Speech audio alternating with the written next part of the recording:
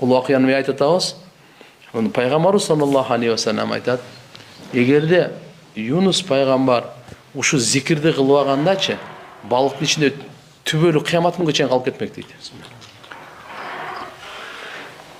Куранда да айтат, бул калып кетмек дейт зикир кылбаса.